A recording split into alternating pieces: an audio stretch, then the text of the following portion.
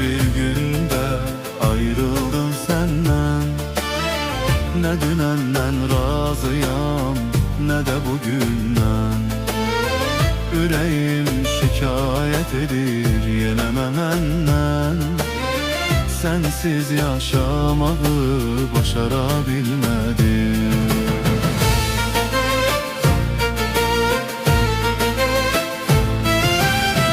İlk fürsette sana dönme istedim.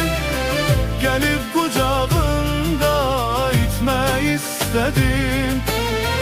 Darıktım bir dönem, seni çok özledim. Sensiz yaşamağı başarabilmedim. Başarmadım. Sensiz yaşamağı başarabilmedim. Başarmadım. Sensiz yaşamağı başarabilmedim.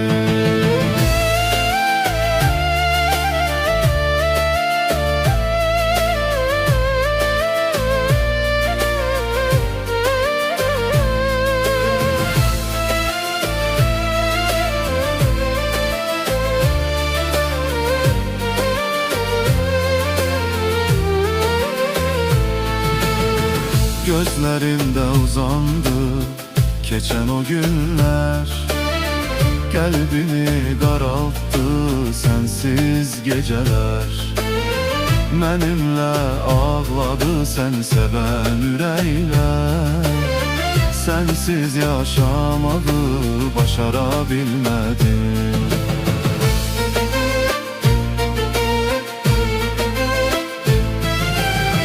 İlk fürsette sana dönme istedim.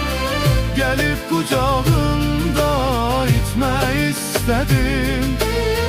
Darıktım bir dönem, seni çok özledim.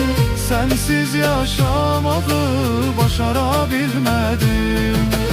Başarmadım. Sensiz yaşamağı başarabilmedim. Başarmadım. Sensiz yaşamağı başarabilmedim. Sensiz yaşamağı başarabilmedim. Başarmadım. Sensiz yaşamağı başarabilmedim.